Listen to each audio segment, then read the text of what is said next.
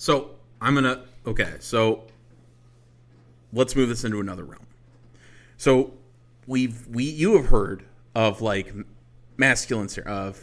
ceremonies of becoming a man. There are them in my faith. I'm sure there are probably some in yours, right? And maybe not practiced, but I'm sure there were probably like instances of, like, oh yeah, you got to run the gauntlet or you got to do the whatever the hell to become.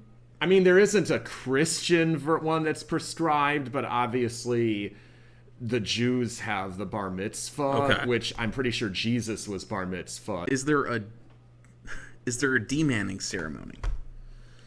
Have you ever heard of a demanning ceremony? I haven't heard of a demanning ceremony, but I had the example in mind a couple of minutes ago of maybe not a ceremony, but let's actually go to an extreme again and say that let's take like an SS officer, someone who went out and they're doing something that by sort of almost any traditional definition of any culture is manly, in the sense that they are exercising great physical courage, because SS units fought in combat oftentimes. So let's not take the camp guards per se. Let's take the ones that they'd be fighting the enemy one moment, and then their lieutenant would be having them, committing genocide the next moment.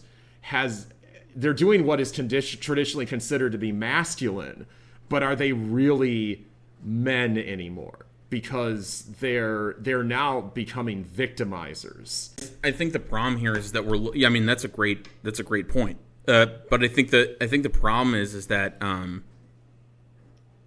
let me ask you this, and I already know the answer. Are there any men in the Bible that do horrible things? Because I'm thinking about my own religion, and I can actually definitely, definitively say yes.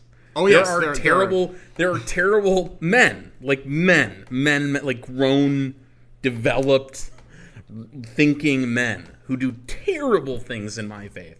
Most of the heroes of the faith that are men stumble and fall all the time. David, for example, that we talked about before the program, he basically he had sex with another man's wife, then he tried to cover it up and lie about it, and then he murdered her husband.